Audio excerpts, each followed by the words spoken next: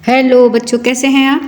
आज हम कक्षा 8 विषय विज्ञान चैप्टर 10 जिसका नाम है साउंड या ध्वनि। तो इस पाठ के सभी प्रश्न उत्तरों को देखने वाले हैं। प्रश्न 1, जब हम बोलते हैं तो क्या हमारे शरीर का कोई भाग कंपित होता है। उत्तर है हाँ। जब हम बोलते हैं तो हमारे गले में स्थित वाक तंतु कंपित होते हैं।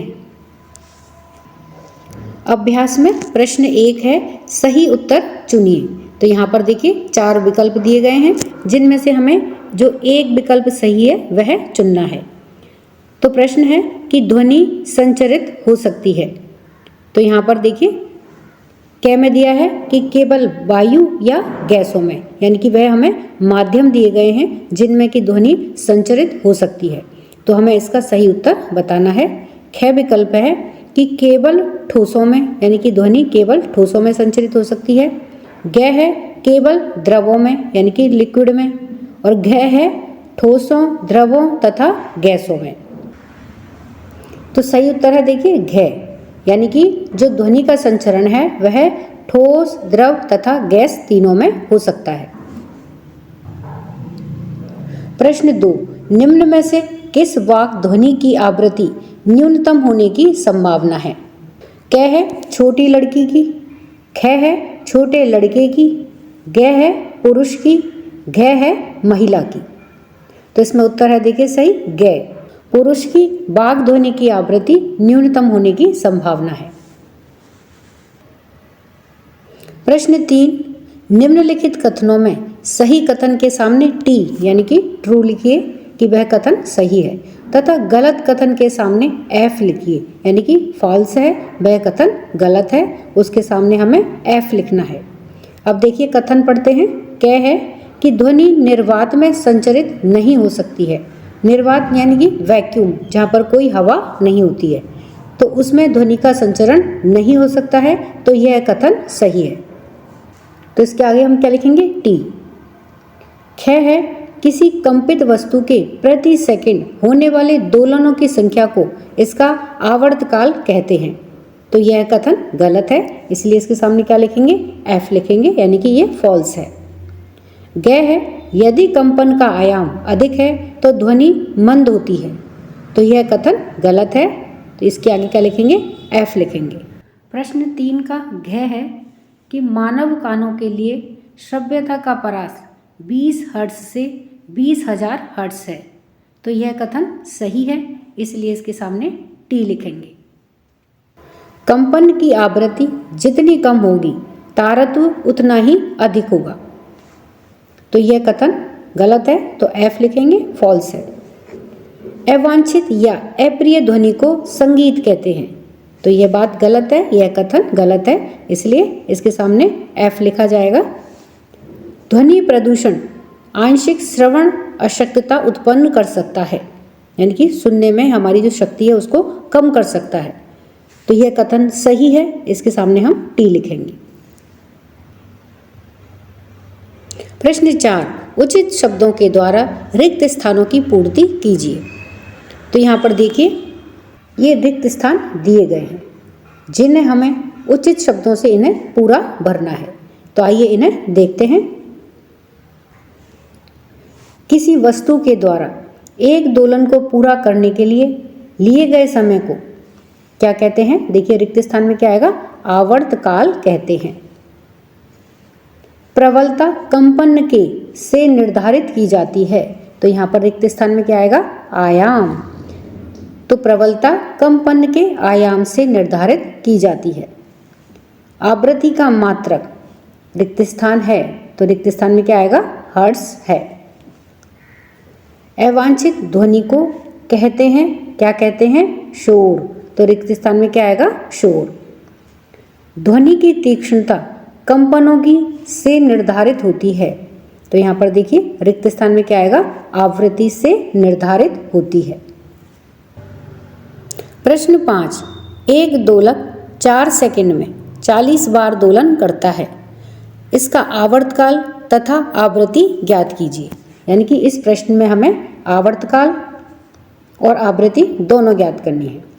तो सबसे पहले देखिए हम आवृत्ति निकालते हैं।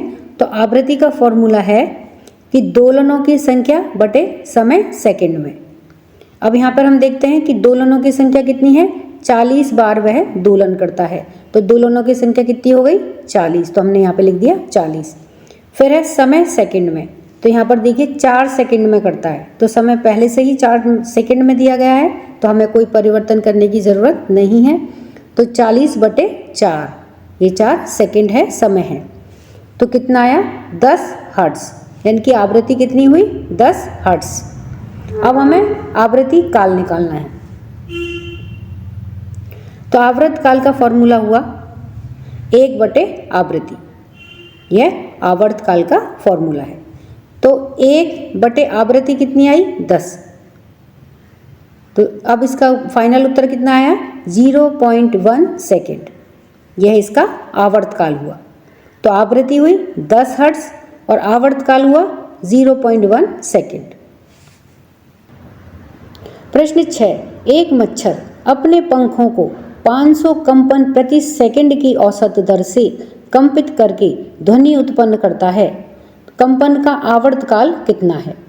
तो मच्छर के कंपन की आवृत्ति है 500 कंपन प्रति सेकंड, यानी कि 500 हर्ट्ज़।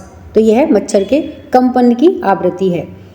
अब हमें आवर्त काल निकालना है। तो आवर्त काल का फॉर्मूला क्या था, 1 बटे आवृत्ति। तो 1 बटे आवृत्ति कितनी है, 500, तो उत्तर कितना आएगा, 0.002 सेकेंड।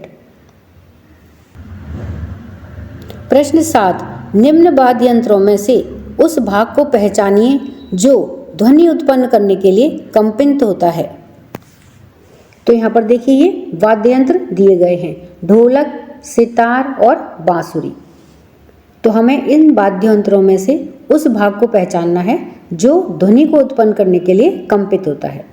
तो देखिए वाद्य यंत्र है ढोलक, तो इसमें जो कंपित भाग होता है वह कौन सा होता है, तानित झिल्ली, तनी हुई जो झिल्ली होती है वह वाद्य यंत्र में कंपन उत्पन्न करता है ढोलक के अंदर। फिर है सितार, सितार में ध्वनि उत्पन्न कौन करता है, तना हुआ तार या तानित तार। गै है बांसुरी, बांसुरी में वह कौन सा भाग है जो ध्वनि उत्पन्न करने के लिए कंपित होता है, वह है वायु स्तंभ। प्रश्न 8, शोर तथा संगीत में क्या अंतर है, क्या कभी संगीत शोर बन सकता है। तो उत्तर है, तो देखिए एक तरफ हम शोर का बनाते हैं और एक तरफ हम म्यूजिक या संगीत के बारे में देखते हैं। तो दोनों में जब अंतर देखेंगे तो पता चल जाएगा कि शोर और संगीत में क्या अंतर है। तो शोर में देखिए पहले क्या है कि यह अप्रिय तथा अवांछित ध्वनि है, यानी कि यह हमें प्रिय नहीं लगती है, तो यह अप्रिय तथा अवांछित ध्वनि है। संगीत में क्या होता है, यह प्रिय ध्वनि है, यानी कि यह हमें अच्छी लगती है, यह हमारे कानों को सुहाती है, तो संगीत प्रिय ध्वनि है। नॉइज या शोर में क्या है कि यह कष्टप्रद है, कष्ट देता है, और संगीत में क्या है, यह सुखद है। तीसरा है, यह स्वास्थ्य संबंधी समस्याओं का कारण बन सकता है।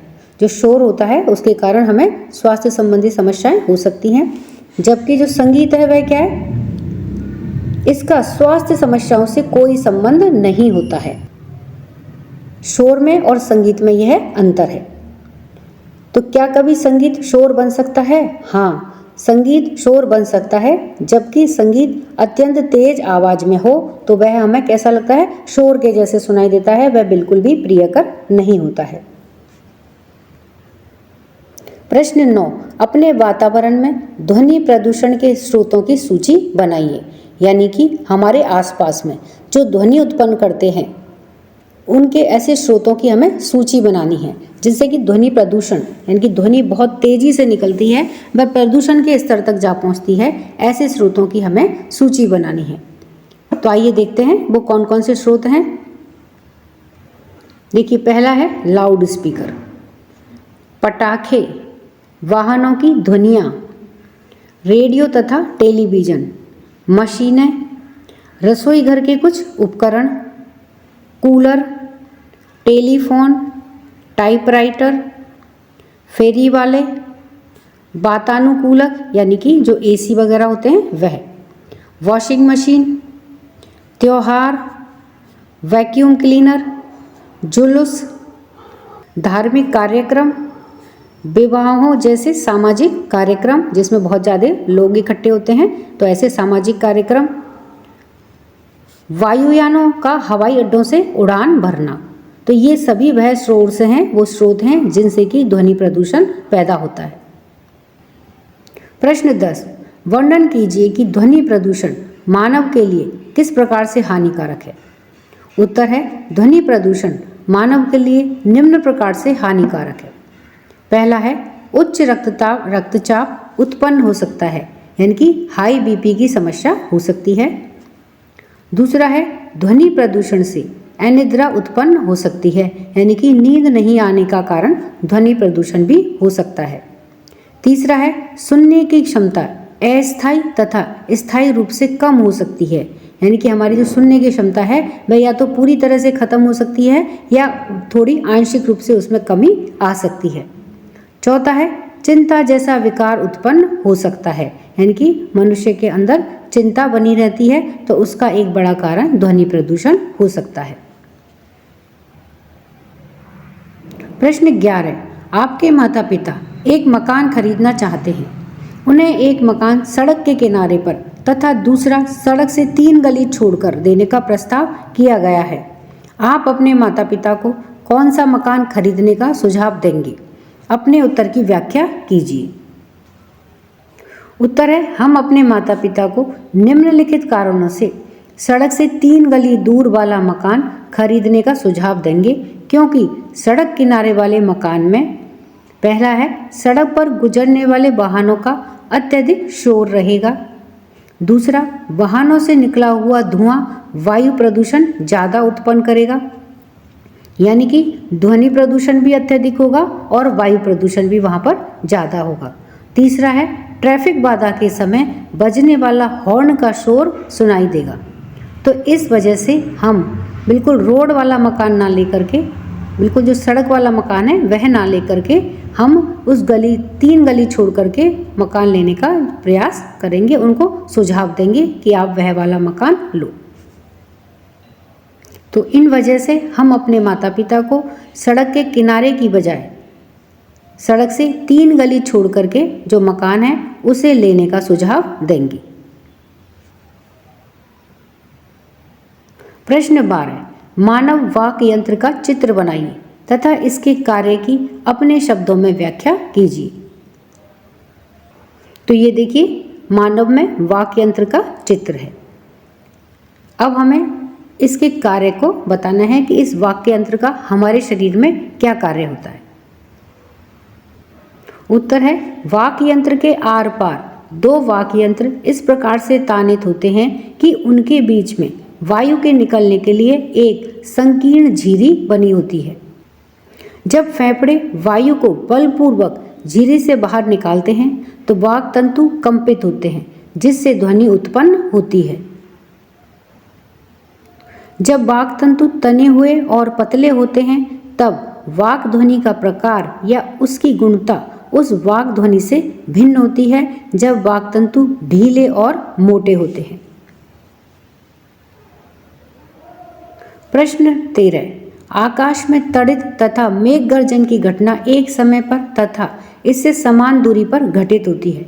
हमें तड़ित पहले दिखाई देती है, यानी कि जो बिजली चमकती है वह हमें पहले दिखाई देती है, तथा मेघ गर्जन बाद में सुनाई देता है, यानी कि जो बादलों के कड़कने की आवाज़ है वह हमें बाद में सुनाई देती है और जो बिजली चमकती है वह हमें पहले दिखाई देती है। क्या आप इसकी व्याख्या कर सकते हैं, यानी कि आप इसका कारण बता सकते हैं? तो उत्तर है, इसका कारण है तड़ित और मेघ गर्जन के वेग में अंतर होना। तड़ित यानी कि प्रकाश का वेग मेघ गर्जन अर्थात ध्वनि से बहुत अधिक होता है। यही कारण है कि आकाश में तड़ित तथा मेघ गर्जन की घटना एक समय पर तथा इससे समान दूरी पर घटित होने के बावजूद हम तक प्रकाश अर्थात तड़ित पहले पहुंच जाता है, जबकि ध्वनि अर्थात मेघ गर्जन बाद में सुनाई देती है।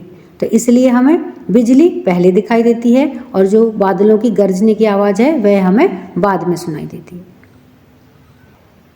तो इस प्रकार से हमने इस पाठ के सभी अभ्यास कार्य को देखा है। वीडियो पसंद आने पर वीडियो को लाइक करें, शेयर करें। चैनल पर नए हैं तो सब्सक्राइब करना ना भूलें। मिलते हैं नए वीडियो में। इसी के साथ धन्यवाद।